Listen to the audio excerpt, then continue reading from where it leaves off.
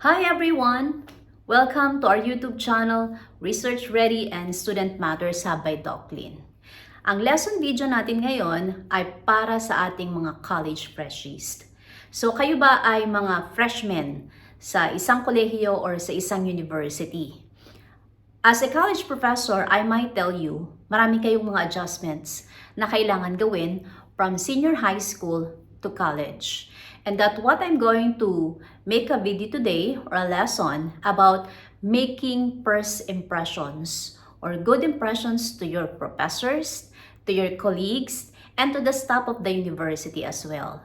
Kasi basically, ang inyong social environment ay talagang mababago compare sa inyong senior high.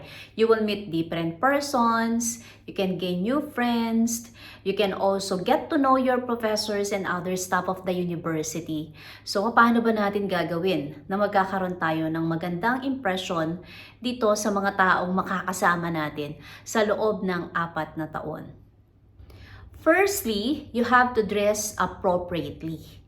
On your first day of your college days, so kailangan maayos yung damit natin. We have to dress appropriately because this is a new academic environment. It also serves as portraying your sense of professionalism. So pag na-meet mo yung mga professors mo, na-meet mo yung colleagues mo or new friends mo, hindi ka maiilang na humarap sa kanila because you are very confident that your dress is appropriate for the venue, which is your school or your university. Second, you have to be punctual. Commonly, sa mga universities, on their first day, they try to gather all of the students by conducting flag ceremonies. There, makikita mo yung mga bago at saka yung mga dating estudyante dun sa university mo. And then thereafter, pupunta ka na dun sa classroom mo. But then all the time, always remember, specifically on the first week of the class, dapat you have to be punctual. You're setting the tone of your sense of professionalism as a college student. This is also showing your professor that you are trying to respect his or her time and you are going to engage in the class or kung anong course man yung iyong kinuha or pinasok. Number 3, you have to prepare your introduction because commonly, on your first day on each subject of the course that you have taken, yung professor, kailangan niyang ma-meet at makilala yung kanyang mga estudyante. At isa sa mga pinapagawa ng mga professors mo is you have to introduce yourself. So before this, you can prepare your introduction, tell something about yourself that will clearly show kung sino ka when you are during your senior high school at kung ano yung mga potentialities na meron ka at capabilities na po pwede mo pang i-share sa iyong university life. Such, kunyari, dati kang varsity or dati kang member ng isang theater organization or any other organization that you might share to the class. Number 4 natin, you have to show respect. Not only on the first day of your class, but for the duration of your college life. Yung respect, madali naman tong ibigay. No? When you are already a college student, dapat you have to bear in mind that I am training myself to become professional. And you might exercise that at the duration of your college years. Show respect to your professors. You have to use appropriate language. Now, I am not only telling that you have to respect your professor, but your colleagues or your classmates as well. You have to use the proper words kung paano makapag-communicate sa kanila para hindi tayo magkaroon ng problema later on. Another is making an eye contact. When you converse or pag nakapag-usap ka sa professor mo, sa mga college staff, sa dean mo, or sa mga kaklase mo, dapat you are going to make an eye contact. This only shows that you are sincere on the conversation that you are having. This is also one way to gain friends. No, pagka tayo nakikipag-usap during our college life, because we are already mature enough at this stage. Yung mga taong nasa paligid natin nasi-sense kung gaano tayo kasincere sa ating pakikipag-usap. And one way to express that is making an eye contact during our conversation. Next will be demonstrate interest. What is that? You are now on a new school, in a university or a college. You are now part of the family.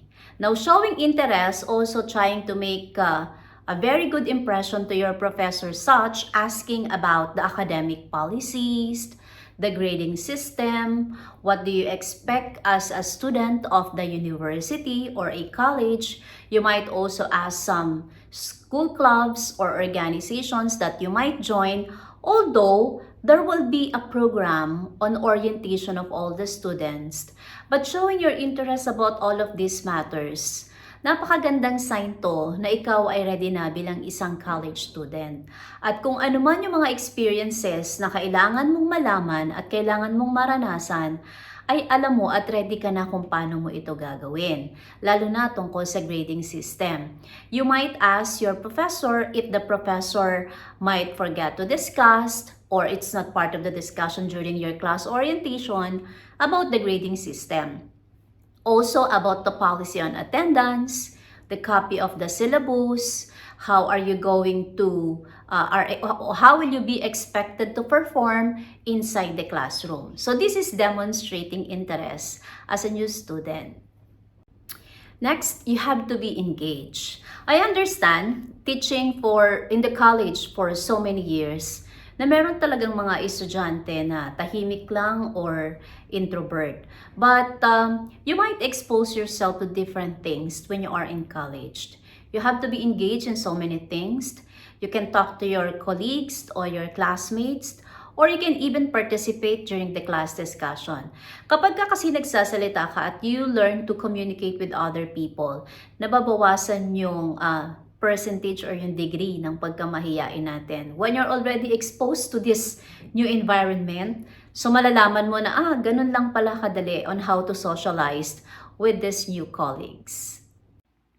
Another tip is you have to highlight your achievement when you are in senior high school, para makilala ka ng professor mo at ng mga classmates mo. But I'm not saying that you have to be boastful and give too much information to them. You just have to say kung ano yung mga naging achievements mo when you are in senior high, whether it is an academic achievement or you become a varsity or you represent your school in a competition, kasi makakatulong to. When time comes that there will be competition in the university, you will be considered as one of the representative because you are already experienced doing that. And might you think that it can help you to boost your morale as a student or as a college student. It will also expand your experiences dito sa mga bagay na na-experience mo na dati at mas mai-experience mo ngayon. And lastly, at huwag niyong kakalimutan, you have to be yourself. You have to be authentic and genuine in conversing with the people around you. Showing your authenticity will make your personality shine. Kasi doon nila makikilala kung sino ka bilang isang estudyante at bilang isang membro ng pamilya ng isang university or ng isang college. Isa pa, hindi ka mahihirapang mag-adjust with the people around you because in the first place, you have shown your true character or your true personality. Now, discuss ko naman what to avoid during making your first impression. Number 1, avoid giving too much information. Baka naman sa pag-introduce mo ng sarili mo ay inaabot ka na ng 15 minutes or 20 minutes para ikwento mo kung ano yung mga accomplishments mo. Make it concise. People around you can understand who you are by making a simple introduction. So ito rin yung pagbibigay mo ng first impression sa kanila kung sino ka ba bilang isang bagong estudyante ng isang kolehiyo. Lastly, you have to listen attentively. Avoid dominating conversations within the classroom or with your professors. So, makinig din tayo, practice din natin ito na tayo naman ay nakikinig kasi meron din namang time that you have introduced yourself, you share your insights, others also, people listen. So, we might as well give others a chance to converse or to communicate. Okay, as a college professor, those are my tips in making a very good impression to your professor, to your colleagues, your classmates, and the staff in the university. I would like to welcome you all in the new chapter of your life, and I'm happy na sana 4 to 5 years from now ay papanoorin niyo uli ang video na to at maaalala nyo yung sinabi ni Doc Lynn about making a very good impression entering the new chapter of your life, which is being in the college or a university. So, dyan natatapos ang ating lesson video. I hope that you might get something out of the information that I have shared with you.